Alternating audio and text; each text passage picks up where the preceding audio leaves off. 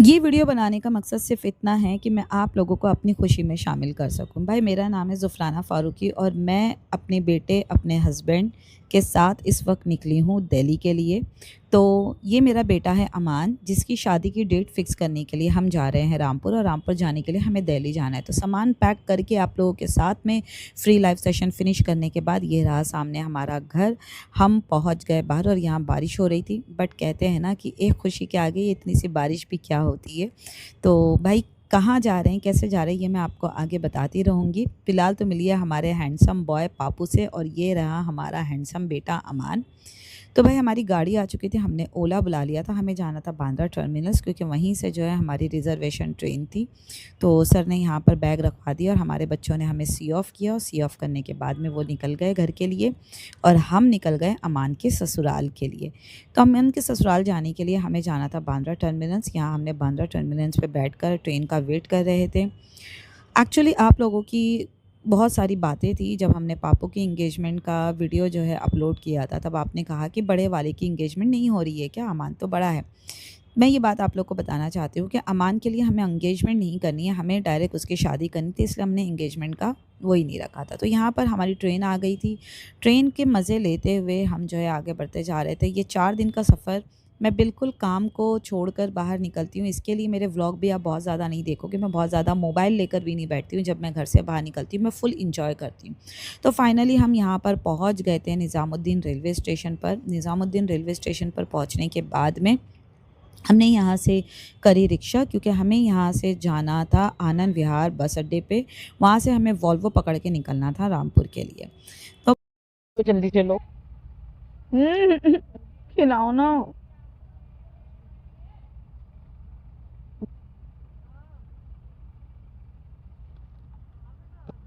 गंदी बात। बच्चे लोग की तरह गेम खेलते रहते हैं। भूख लगी खिलाते नहीं है। ऐसे चीजें नहीं खाता। बीमार। कोई बीमार नहीं पड़ता, जल्दी खिलाओ। गोला गोला का नहीं। क्यों भड़कते? तेरी बेटी। हाँ मेरी बेटी है, मैं थोड़ी बड़ी पड़ोसी की बेटी है। खिलाओ मैं खिलाओ। हाँ तो बस में बैठे तो खाना पड़ता है ना। कौन सी किताब पढ़ के बस में बैठी? सुफलाना की किताब में, घर जाके पढ़ाऊंगी किताब तुमको। आग नहीं लगा दूं तेरी। तो ये हम पहुँच चुके हैं भाई साहब रामपुर के लिए, बट नहीं अभी रामपुर नहीं आया, अभी तो हम एक ढाबे पर रुके हुए। हाँ अब हम पहुँचे हैं रामपुर। तो रामपुर पहुँच के हमने हमारा सामान जो था ये सब निकाल लिया यहाँ से और यहाँ से हम निकल पड़े हमारे घर के लिए। अब हमारे घर वाले ज़्यादा शूटिंग वगैरह तो नहीं करवाते, तो मैं जहाँ तक हो सकेगा उनके फेसेस कैप्चर नहीं करूँगी। ये कुछ चीज़ें थी जो मैं फ़ायज़ा के पेरेंट्स के लिए और फ़ायज़ा के लिए लेकर आई थी, जिसमें फ़ायज़ा के फ़ादर का एक ड्रेस था, उनकी मम्मी के लिए एक ड्रेस था, फ़ायज़ा के लिए परफ्यूम था, उनका पर्स था, अमान की तरफ से एक छोटे से गिफ्ट थे और बहुत सारी मिठाइयाँ थी। कुछ चीज़ें हमने सोचा था कि हम रामपुर से ही लेंगे, जैसे कि यहाँ से हमें फलों का जो है यहाँ से एक बुके बनवाना था। जी हाँ, फ्रूट बास्केट जिसको कहते हैं वो हमें यहाँ पर बनवाना था।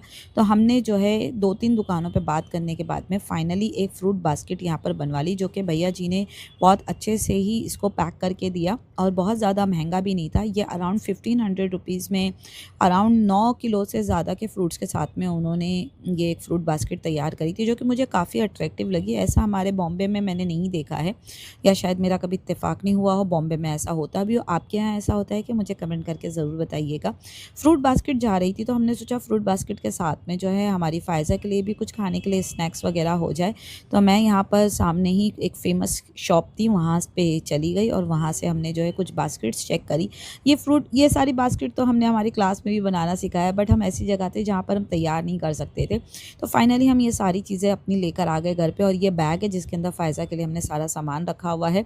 हमने सोचा काफ़ी सारा वक्त है कि तो चलो हमारे जो बड़े मामू हैं जिनका घर हमारे छोटे मामा के जस्ट पास में ही है, क्यों ना उसको जो है थोड़ा सा इंजॉय किया जाए। मुझे याद है जब मैं यहाँ पर रही थी करीब 6-7 महीने के लिए, तो ये घर के 2 अलग-अलग पोर्शंस नहीं हुआ करते थे, ये एक पूरा बड़ा घर हुआ करता था जो काफ़ी देखने में अच्छा लगता था। तो ये हमारे बड़े मामू का घर है जो कि ऑलमोस्ट ऑलवेज़ खुला हुआ ही रहता है और यहाँ पर आप देख सकते हो लाल अमरूद का पेड़ है, जो कि अम्मी का कहना है कि ये उनके खुद के हाथों का लगा है। इसमें खूब ढेर सारे अमरूद भी लगे हुए थे, जो कि देखकर मुझे काफ़ी अच्छा लगता है नेचर की इन सारी चीज़ों को देखते हुए, और मुझे सच में काफ़ी ज़्यादा पसंद भी आया ये। तो हमने सोचा कि थोड़ा सा एंजॉय यहाँ पर कर लेते हैं। यहाँ पर कई सारे पेड़ लगे हुए थे जो कि हमारी अम्मी के हाथ के ही लगे हुए थे, जो अम्मी ने अपने हाथों से लगाए थे, जिनकी थोड़ी-सी काट-छाँट, ये फ़ालसे का पेड़ है बट इसकी थोड़ी-सी काट-छाँट हमारे मामू ने कर रखी थी। और इसके अलावा भी अंदर की तरफ काफ़ी सारे पेड़ थे लगे हुए जो कि बहुत ज़्यादा काट दिए थे हमारे मामू ने, क्योंकि बहुत ज़्यादा बढ़ गए थे तो कोई देखभाल करने वाला नहीं था। ऊपर छत पर आए, ये हमारे छोटे मामू की छत है, हमने सोचा चलो छत के ज़रिए हम थोड़ा-सा रामपुर को देख लें। तो यहाँ पर इन्होंने एक सोलर सिस्टम भी अपने घर पे लगाया हुआ था। कुछ मेमोरीज़ वाली यादें, हमने फ़ोटोज़ क्लिक किए और उसके बाद टाइम होने लगा तो हम छत से उतर ही आए और जल्दी से हमने हमारे सारे सामान को जो है वापस से चेकआउट किया कि भाई हमें क्या-क्या लेकर जाना है, उन सबको देख लें, क्या-क्या चीज़ों के बारे में हमें पूछना था वो हमने एक बुक में लिख लिया और हम सब निकल पड़े फ़ायज़ा के घर के लिए। तो ये आपके सर जी, देखिए बहू की कितनी खिदमत तभी से कर रहे हैं, इन्होंने पूरा ये सब उठा लिया और मैंने बैग उठा लिया और हम निकल चले फ़ायज़ा के घर की तरफ, जो कि पास में ही है। लेकिन फिर भी जाने के लिए हमें रिक्शा का सहारा लेना पड़ा। तो ये हम हमारे मामू के घर से निकल रहे हैं बाहर। कोशिश करा था कि जितना व्लॉग बना सकूँ आप लोगों को दिखाने के लिए उतना कर रही हूँ। नेक्स्ट टाइम और ज़्यादा कोशिश करूँगी कि आप लोगों के लिए वीडियो थोड़ा-सा ज़्यादा बना सकूँ। तो बाहर हमारी पूरी फैमिली जो है जाने के लिए तैयार खड़ी हुई थी, जिसमें घर के बड़े बुज़ुर्ग भी थे, मैं भी थी, पीछे से आपके सर भी आ रहे हैं इतना वज़न उठाते हुए। देन फाइनली जो है उन्होंने हमारे जो भाई साहब हैं अरहम भाई, उनके साथ में जो है उसको उस पे रखवा दिया कि हम चलो आगे तक एटलीस्ट जब तक रिक्शा नहीं मिलती है इसके ऊपर चले, क्योंकि उठाकर चलना बहुत भारी था। और आगे चलते हुए हमने भी कोशिश करी कि भाई जल्द से जल्द रिक्शा मिल जाए और ये हमने अपना छोटू सा पर्स उठा लिया और हम निकल चले बाहर। और बैग का जो कपड़ों का जो बैग था थोड़ा भारी लगने लगा तो वो हमने जो है हमारी सिस्टर के हाथ में दे दिया था और फाइनली हमें रिक्शे एक-एक करके मिलने लगी। और जब हमारी रिक्शा मिल गई तो सर ने जो है ये फ्रूट बास्केट हमारे हाथ में दे दी, क्योंकि उनसे बैलेंस नहीं हो रहा था, डर लग रहा था उनको कि कहीं ये गिर ना जाए। तो ये फ्रूट बास्केट भी हमने अपनी ही रिक्शा में रख ली और हम निकल चुके फ़ायज़ा के घर के लिए। तो काफ़ी अच्छा लगता है जब भी मैं रामपुर आती हूँ, मुझे रामपुर का माहौल बहुत ज़्यादा पसंद आता है, रामपुर की गलियाँ, रामपुर के घर मुझे बहुत पसंद आते हैं। फाइनली हम उतर चुके हैं रिक्शा से और हम चल रहे हैं फ़ायज़ा के घर की तरफ। तो ये लीजिए साहब, हम सब पहुँच गए हैं फ़ायज़ा के घर। बहुत ज़्यादा तो नहीं रिकॉर्ड किया है बट छोटी सी खुशी में अपनी शरीक करी है। ये कोई मंगनी नहीं हो रही है, ये शादी की जो तारीख़ हम रख रहे हैं उसकी रस्म हम यहाँ पे पूरी करने के लिए आए हैं कि कौन सी डेट को शादी होगी, कितने लड़की वालों की तरफ से होंगे, कितने लड़के वालों की तरफ से, हमें ये सारी चीज़ें यहाँ पर एक्चुअली में बैठ के डिटेल में क्लियर करनी थी। तो ये आ गया हमारी बहू रानी का घर, यहाँ पर हम पहुँच गए उनके घर में और यहाँ पर हमने जो है हमारा सारा सामान रख दिया, जो यहाँ पे रख कर हमें दिखाना था कि मतलब क्या-क्या चीज़ें हम लेकर आए हैं अपनी बहू के लिए, वो सारी चीज़ें जो है हमने यहाँ पर निकाल कर रख दी थी। भाई ये सारी बातें हमने जो है जैसे ही यहाँ पर डिस्कस कर ली, सारी चीज़ें जब यहाँ पे फ़ाइनल हो गई कि कौन सी तारीख़ को है जो है शादी रखने वाले हैं हम, कौन सी तारीख़ को माइयो होगा, कौन सी तारीख़ को दूल्हे के लिए मेहंदी आएगी, उसके बाद हम सब ने मुँह मीठा किया। ये हमारे छोटे मामू हैं जो है शादाब नाम है इनका, हम इन्हें प्यार से पप्पू मम्मा कहते हैं और ये बहुत ही ज़्यादा जॉली और बहुत ही बढ़िया पर्सनैलिटी है। इसके बाजू में हमारे भाई साहब बैठे हुए हैं। तो यहाँ पर हमारी मुँह मीठे की जो एक वो थी, एक छोटी-सी एक भाई ने पार्टी कर रखी थी, फ़ायज़ा के डैडी ने, वो हम कर रहे थे। उसके बाद चला खाने का दौर। खाना माशाल्लाह बहुत ही ज़्यादा लज़ीज़ था और ये सारा खाना जो है दुल्हन की बड़ी बहन ने बनाया था, जो कि बहुत ज़्यादा टेस्टी था, बहुत ज़्यादा टेस्टी था। हमने जो खाना खाया था एक्चुअली में, मैं फ़ायज़ा के साथ में एक ही प्लेट में खाना खा रही थी, सर के बाजू में फ़ायज़ा ही बैठी हुई थी। सबका खाना हो गया, मैंने मीठे की तरफ हाथ बढ़ाया और जल्दी से खाना खाने के बाद हमने बहू के साथ एक सेल्फ़ी ली। सारी चीज़ें पूरी हो गई थी रामपुर में। फिर हमने सोचा क्यों ना आयत के लिए शॉपिंग करी जाए, क्योंकि जब भी हम बाहर निकलते हैं आयत का एक ही कहना होता है, मम्मा मेरे लिए गिफ्ट लेकर आना।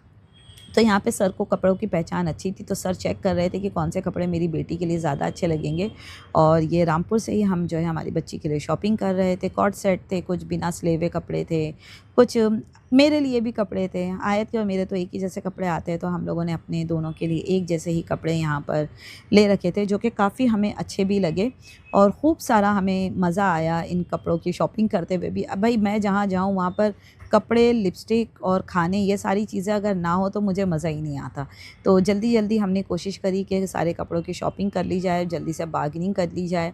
कलर का बहुत ज़्यादा ध्यान रखती हूँ मैं कि कैमरे के ऊपर कलर कौन से अच्छे दिखेंगे चूज़ करने पर, और मुझे काफ़ी ज़्यादा सॉफ्ट मटेरियल पसंद है, तो सॉफ्ट मटेरियल के ऊपर भी हमने यहाँ पर थोड़ा-सा ध्यान दिया, क्योंकि आयत भी अगर कपड़े ज़्यादा काटने वाले हो तो आयत कपड़े नहीं पहनती है, वो कपड़े आयत को पसंद ही नहीं आते, चुभना नहीं चाहिए।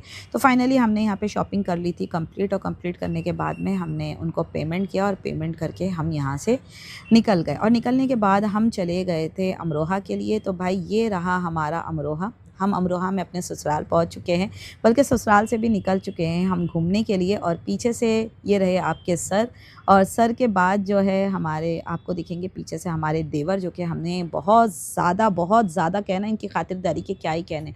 और भैया इससे तो क्या ही मिलाऊँ मैं आपको, ये है हमारी शाहीन, और शाहीन के ऊपर बैठे हुए हमारे हसन फ़ारूकी साहब। तो भाई हम निकले थे बिच्छू वाली दरगाह पे। वैसे तो मैं दरगाहों पे जाती नहीं हूँ, लेकिन ये दरगाह ख़ास तौर पे इसलिए मशहूर है कि यहाँ पर जो दरगाह में बिच्छू होते हैं, ये किसी को भी डंक नहीं मारते, चाहे आप उनको कितना ही हाथ में पकड़ के क्यों ना रखो। तो मैंने फ़र्स्ट टाइम आई थी, तो मुझे बहुत ही दिल था कि भाई मैं ऐसी जगह को ज़रूर देखना चाहूँगी, और ख़ास तौर पे मुझे बिच्छू देखना था। अदरवाइज़ मेरा दरगाहों का कोई वो नहीं था मेरा कि मुझे दरगाह पे जाना है या कुछ करना है। तो हम यहाँ पर चले गए दरगाह पर, और यहाँ पर एक सेशन है जहाँ पर जिस बिच्छू के बारे में हम जो बात कर रहे हैं, वहाँ बिच्छू रखे हुए होते हैं। आप उनको हाथ पर भी अगर ले लोगे तो वो बिच्छू हाथ पर भी डंक नहीं मारते। और यहाँ पर हमारे अफ़ज़ल भाई, जो कि हमारे देवर लगते हैं, वो हमें यहाँ पर जो है इस दरगाह के बारे में बताने लगे, ये कितना पुराना है। जो यहाँ के जो बुज़ुर्ग हैं उनके बारे में हमें बताने लगे, हम वही सब सुन रहे थे यहाँ पर। फिर उसके बाद में मुझे तो बस ये था कि मुझे वो बिच्छू दिखे, मुझे वो बिच्छू देखना था कि आखिर क्या है। ये देखिए, ये सामने इस डब्बे के अंदर जो है, ये वो है जहाँ पर ये बिच्छू जो है रखे हुए होते हैं इस डब्बे में। ये देखिए, अभी आपको मैं अपने हाथ पर जो है ये बिच्छू लेकर दिखाऊंगी, और मुझे बिल्कुल भी डर नहीं लगा। क्यों नहीं लगा मैं नहीं जानती, जबकि मैं कीड़े मकोड़ों से बहुत ज़्यादा डरती हूँ, घबराती हूँ। ये देखिए, बिल्कुल काला सा एकदम, आँखों की स्याही से, मतलब काजल की जो स्याही होती है उससे भी ज़्यादा काला यहाँ पर बिच्छू था। और मैंने इसको हाथ पर लिया, और हाथ में लेकर समझ में नहीं आ रहा था, हँसूँ, रोऊँ, घबराऊँ, बट डर तो नहीं लग रहा था। डर मुझे ज़रा भी नहीं लगा था। मुझे देखकर इसको एक अजीब-सी फ़ीलिंग आ रही थी। मैं इसको देखकर सोच रही थी, सर भी मुझसे पूछ रहे थे डर लग रहा है? तो मैंने कहा नहीं। मैं इसको बड़े गौर से देख रही थी, और गौर से देखकर पता नहीं क्या मैं इससे पूछना चाह रही थी कि तू ज़्यादा ज़हरीला है या इंसान ज़्यादा ज़हरीले हैं? क्योंकि तू तो इंसानों को डंक नहीं मार रहा है, लेकिन इंसान वक़्त-बे-वक़्त जो है जानवरों को मारते रहते हैं। तो यहाँ पर आप देखिए, मैं जैसे उसके साथ में खेल रही थी एक खिलौने की तरह, और वो मेरे पूरे हाथ पर चला जा रहा था। और ऐसे एक नहीं, कई सारे बिच्छू थे इनके इस डब्बे के अंदर, और छोटे भी थे, बड़े भी थे, अलग-अलग तरह के। उन्होंने बताया कि यहाँ पर हरे बिच्छू भी आते हैं, मतलब जो भी बिच्छू यहाँ पर आ जाए, हरे होते हैं, गोल्डन होते हैं, वो डंक नहीं मारते। फिर हमने बिच्छू के साथ सेल्फ़ी भी ली। उसके बाद सर को जो तो ये राइडिंग करनी थी शाहीन के ऊपर। शाहीन जो है उसने कसम खा रखी थी कि वो हस्सान के साथ जो है खूब तेज़ दौड़ेगी, लेकिन सर के साथ वो मैयों-माओ चल रही थी, उसका मन ही नहीं कर रहा था।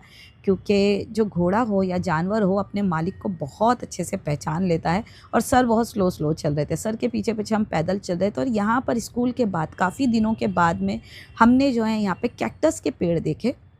और मुझे मेरा स्कूल का ज़माना याद आ गया कि स्कूल में जो है हमें कैक्टस का ये पेड़ दिखाया गया था। उसके बाद इतनी बड़ी सारी क्वांटिटी में मैंने बहुत टाइम के बाद कैक्टस का पेड़ देखा, और मुझे काफ़ी ज़्यादा अच्छा लगा यहाँ पर। मतलब ऐसा था कि इस 4 दिन के ट्रिप में मैं 2 दिन तो रही रामपुर में, और 2 दिन रही अमरोहा में, और इन 4 दिनों को मैंने खूब ज़्यादा एंजॉय किया।